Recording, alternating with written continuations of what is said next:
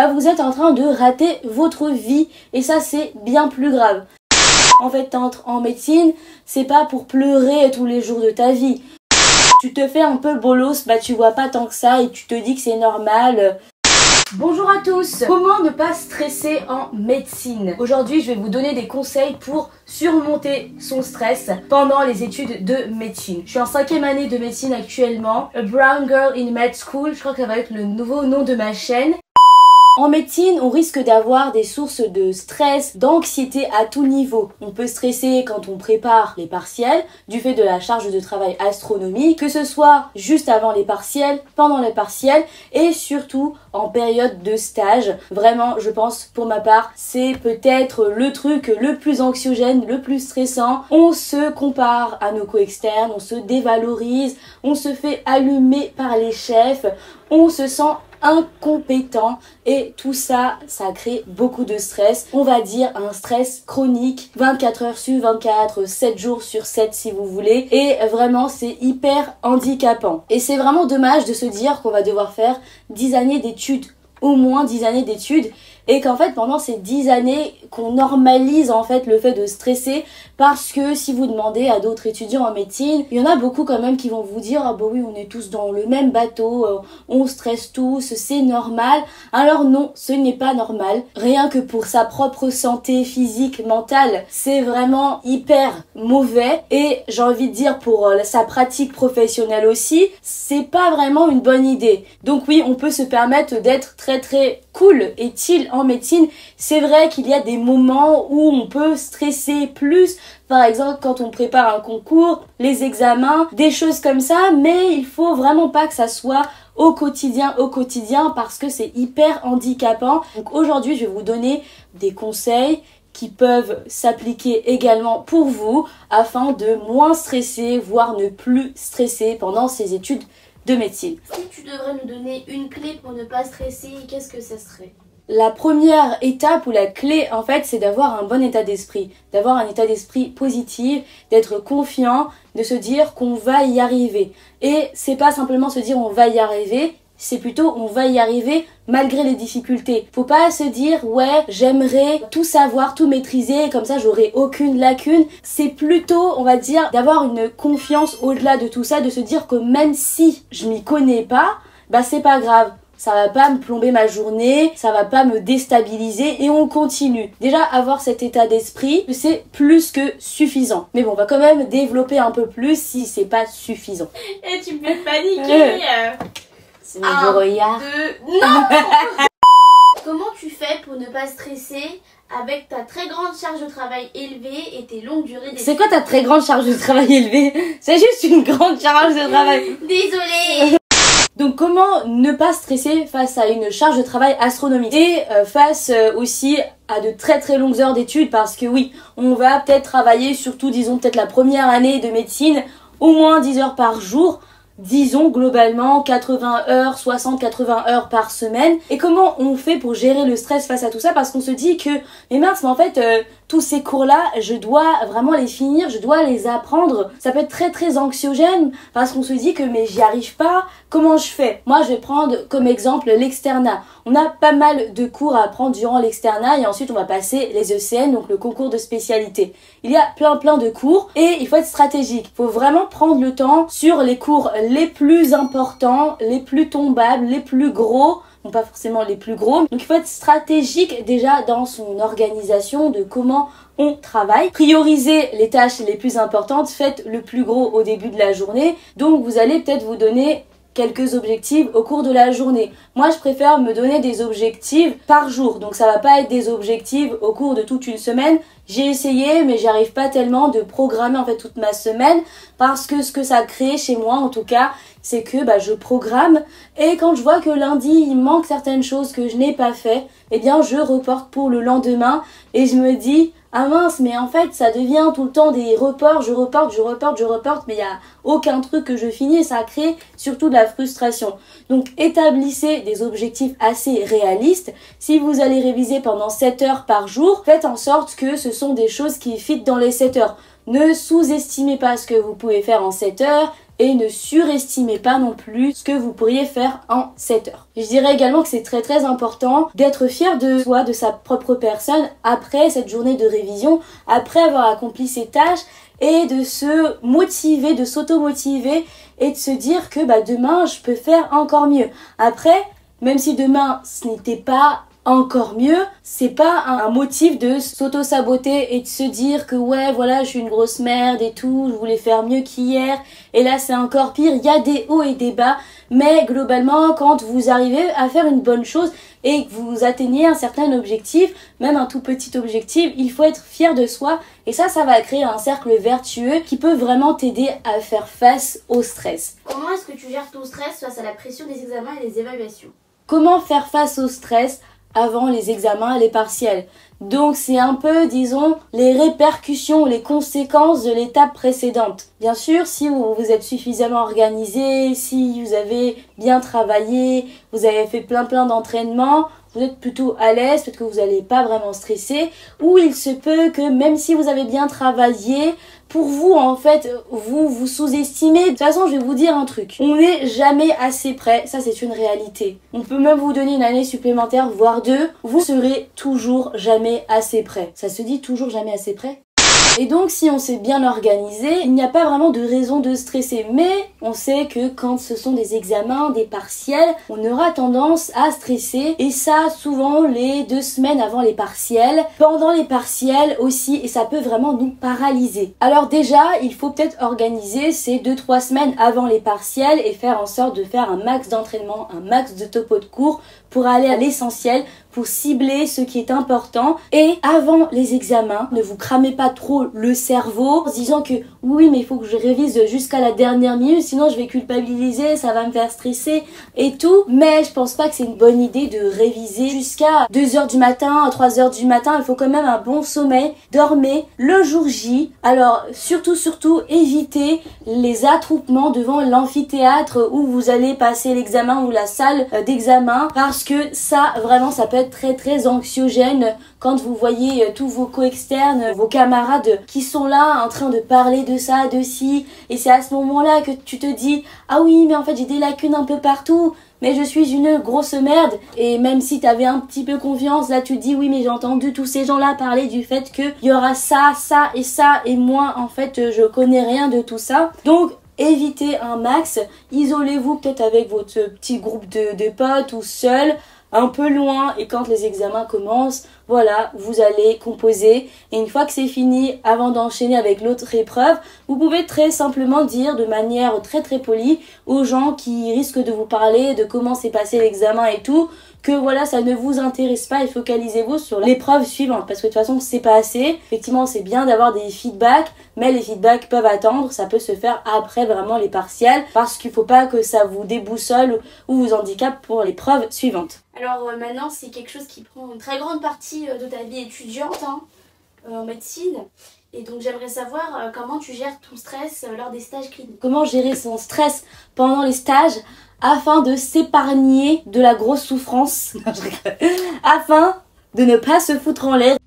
Comment? How? Je sais pas, c'est toi qui dois répondre. Je vais vous dire, vous vous en foutez, vous n'allez pas en stage. Aller en stage, ça peut être très stressant, surtout si on sait qu'on va aller dans un stage charbon où il y a pas mal d'exigences. Ça peut faire vraiment très peur. On peut se dire mais merde, en fait toutes mes lacunes vont sortir, les gens vont enfin savoir que je suis une grosse incompétente, mon incompétence va être mise en lumière. Donc avant même de commencer son premier jour de stage, t'es là, t'as mal au ventre, t'as la chiasse, tu te dis que tu seras une grosse merde et que tu seras vraiment là, zéro crédibilité. Tu peux même te demander mais qu'est-ce que je fous ici en fait en médecine. Déjà, premier conseil, c'est d'essayer. Encore une fois, c'était la clé du départ, d'aller en stage avec un état d'esprit assez positif et de se dire surtout que il se peut que j'ai des lacunes, et ça sera le cas.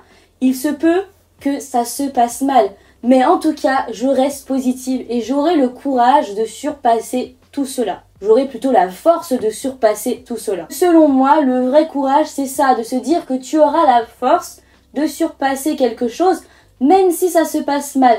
Même si on te fait une remarque, même si tu ne savais pas répondre à une question. Et puis l'image qu'ont les gens de toi ne définissent pas ta personne, ça c'est important de le savoir. Il est possible que tu t'es trompé à une question et qu'en fait on te dit « Ah oui, mais ça c'était un peu la base, tu devais savoir » ou que ton co-externe a pu y répondre et que voilà, tu te sens comme une grosse merde, mais c'est pas la réalité. Ça te donnera en fait juste l'occasion de reprendre ce cours, de revoir ou de poser des questions afin d'avoir cette connaissance-là. Donc quand tu vas en stage, va vraiment avec un état d'esprit d'étudiant. Étudiant par définition, dans le sens où tu es là pour apprendre. Donc tu vas peut-être faire des erreurs, des choses que tu ne connais pas. C'est normal, ça fait partie du processus d'apprentissage. Essaye de ne pas le prendre personnellement et ça réduira quand même drastiquement la source de stress engendrée au cours des stages. Donc face aux remarques, tout ça, il ne faut pas être je m'en foutiste. C'était pas ça la réponse et là tu dis bon je m'en fous, dis ce que tu veux. Mais il faut toujours se dire que c'est l'occasion d'apprendre. C'est vrai qu'il peut y avoir des abus de pouvoir, donc là il faut quand même avoir une autre approche. Mais si par exemple on vous le fait dans le respect, la remarque, on vous dit « Ah, c'était pas ça », bah, faut pas le prendre personnellement, faut juste se dire que c'est l'occasion de revoir ce cours, par exemple. Compare-toi à toi-même et à personne d'autre. Ne te dis absolument pas que tu es une grosse merde, car l'image qu'ont les gens de toi, les remarques que tu peux te prendre, encore une fois, ne définissent pas ta personne. Donc, petit exemple, disons que tu ne sais pas comment faire un BMI, donc un bilan médical initial. Et c'est la première fois que tu apprends et tout, tu fais ton BMI. Et là, tu peux être fier de toi, tu peux te dire « Ah oui, mais je ne savais pas, maintenant je sais le faire ». Donc tu te compares à toi-même, donc à toi d'avant. Ne te compare pas à tes co-externes, on n'a pas la même vie, on est peut-être tous en médecine, mais on ne fonctionne pas de la même façon. Voilà, on est tous différents et c'est bien pour eux s'ils ont plus de compétences. Mais ça ne veut pas dire que toi tu es une grosse merde et surtout quand on se compare aux autres, on a tendance à toujours voir ce qu'ils font de mieux que nous et on a tendance à se rabaisser, ce qui n'est pas une bonne chose parce que ça crée beaucoup de stress en nous et en fait on n'essaie pas de switcher ça en mode mais qu'est-ce que je peux apprendre d'eux parce que finalement ce ne sont pas vos ennemis. Si vous voyez que cette personne s'en sort bien là-dedans, bah apprenez avec elle, de manière générale apprenez des autres. Et il ne faut pas du tout avoir honte de poser des questions, de demander aux autres de vous aider et de ne pas se dire que ah oui mais si je leur demande de l'aide, voilà ils vont se dire qu'elle est trop nulle, il est trop nul. Alors non, du tout, parce qu'il faut juste se mettre à la place de ces gens. C'est possible, hein, des gens comme ça peut exister. Mais je me dis, si quelqu'un me demande l'aide, moi je serais très très contente de leur montrer et je serais très très contente de me sentir utile. Je vais pas me dire que ah ouais mais c'est vraiment une grosse merde celle-ci, elle sait rien faire. C'est vrai qu'il y en a qui vont peut-être avoir des réactions négatives, un petit peu du style ah oui, mais en fait, tu devais déjà savoir faire ça. Surtout les chefs, hein, c'est un peu chelou qu'un co-externe vous parle de cette façon. Même un chef d'ailleurs ne devrait pas, à mon sens. Si on a des attentes du style, enfin on vous pose des questions, on vous dit « Oui mais tu devais déjà savoir faire ça, mais pour ton niveau c'est un peu le minimum », des trucs comme ça. C'est à vous en fait d'évaluer un peu cette remarque et de vous dire est-ce que c'est vrai ou pas. Et puis de manière générale, enfin comment cette personne vous parle. Les gens ont des attentes, ont des exigences, mais vous savez ce dont vous en êtes capable. Ça ne veut pas dire que vous en serez jamais capable, mais peut-être que là, c'est pas le moment. Ça viendra, ne vous tuez pas à la tâche. Et puis vraiment, quelque chose qui peut faire vraiment peur, c'est de se dire oui, mais en fait, je suis vraiment incompétente.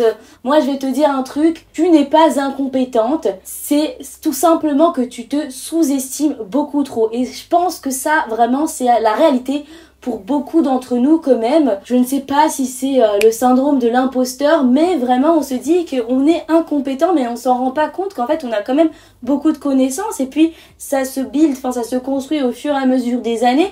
Donc souvent on se dit ah oui mais en fait non je suis incompétente. Même si je vous dis que non tu te sous-estimes, vous pouvez me dire que en fait non tu me connais pas, j'ai rien compris, j'ai rien appris. Moi, je peux te dire que c'est beaucoup trop dans ta tête et qu'en réalité, tu as les compétences. Il faut vraiment que tu prennes confiance. Et là, tu verras que malgré les lacunes et tout, avec cette petite confiance en plus, cette grosse confiance ou moyenne confiance en plus, ça change vraiment la vie. On n'est pas obligé de tout savoir pour être confiant et on n'est pas obligé de tout savoir non plus pour être compétent. Comment est-ce que tu évites le sentiment d'isolement? Enfin, du moins, comment tu essayes de l'éviter? Comment faire face à l'isolement en médecine? Ça aussi, c'est une grosse source de stress. Après la charge de travail, les partiels, le stage, souvent, ou ça dépend du profil de la personne, on est souvent amené à réviser seul chez soi, ou en fait on va en stage mais on n'a pas vraiment de gens avec qui on s'entend bien. Donc c'est vraiment travail, révision, travail, révision. Il faut vraiment avoir des gens à qui parler, donc discuter aussi de ce que vous vivez aux gens qui ne sont pas en médecine ou à d'autres qui sont en médecine. Moi je pense que c'est très très important de parler à des personnes qui ne sont pas en médecine. Parce qu'en fait j'ai remarqué que quand je partageais un peu mon expérience à des gens qui sont en médecine, souvent, enfin c'est pas tout le monde mais souvent ce qui ressort le plus c'est voilà, on est tous dans le même bateau, qu'est-ce que tu veux qu'on fasse? Ouais, c'est comme ça, c'est triste, c'est dommage. Mais voilà, quand je parle à d'autres personnes qui sont pas dans le field, ils sont là, ils se disent « Ah ouais, mais c'est pas cool, faut vraiment que tu fasses une pause, faut que tu respires. » Ah, c'est horrible, enfin, ils voient un peu la réalité de la chose et quand on est là-dedans, en fait, on est tellement habitué que même si tu te fais un peu bolos, tu vois pas tant que ça et tu te dis que c'est normal. Non, c'est pas normal. Alors, je ne suis pas en train de diaboliser la profession médicale parce que justement, ce que je vais vous dire là, c'est très très important. N'hésitez pas à en parler à vos chefs ou dans vos terrains de stage, des gens qui ont l'air d'être dignes de confiance et donc vous pouvez peut-être leur en parler, expliquer un peu ce qui ne va pas. C'est important aussi parce que souvent on peut se dire que oui mais la personne elle comprend pas, que j'y arrive pas, mais est-ce qu'elle se fout de ma gueule et tout. Parfois il suffit de demander, c'est peut-être difficile, c'est une étape à faire, c'est un pas à faire j'ai envie de dire, mais il faut le faire. Ça peut être très très difficile, mais sans faire du rentre-dedans, essayer d'expliquer calmement à la personne. Ça c'est très très important pour vous, pour avoir la paix du cœur, pour ne pas stresser et pour se sentir bien. Il y a des moments en fait quand on sombre un peu dans le... je sais pas comment on dit ça. Je pense que vous avez compris, on n'arrive plus à faire la différence entre ce qui est normal, ce qui n'est pas normal. Et donc discuter autour. Pour clôturer, je vous conseille vivement, si ça va pas, vraiment ça va pas, vous êtes au bord du gouffre, au fond du gouffre, au bout du rouleau, n'hésitez pas à consulter un médecin, lui en parler, il pourra peut-être vous donner plus de solutions que cette vidéo pour vous aider à gérer votre stress, pour ne pas stresser. En fait, c'est vraiment dommage parce que finalement, le stress est tellement normalisé qu'on se dit... C'est vrai que c'est normal de stresser avant un événement très très important comme un concours, les examens, mais ce genre de stress chronique, ça pourrit la vie et vraiment, il faut trouver des solutions pour vivre sa vie tranquillement et pour prendre du plaisir à exercer sa profession qu'est la médecine parce que sinon il n'y a pas d'intérêt. En fait, t'entres en médecine, c'est pas pour pleurer tous les jours de ta vie.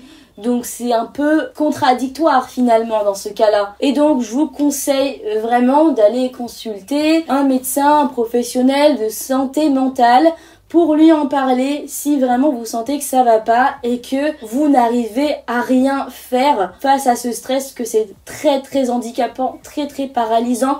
Ne culpabilisez pas en pensant à vos études et en vous disant que oui mais en fait je vais rater ça, je vais rater ci. Parce que malheureusement, en pensant trop à ça, la médecine, à ce que vous allez potentiellement rater le cours, rater le stage, vous êtes en train de rater votre vie et ça c'est bien plus grave. Donc vraiment, je vous conseille vivement, si ces solutions-là ne sont pas suffisantes et que vraiment vous êtes dans un état où ça va plus, d'aller consulter un médecin. Voilà pour cette vidéo, j'espère qu'elle vous sera utile.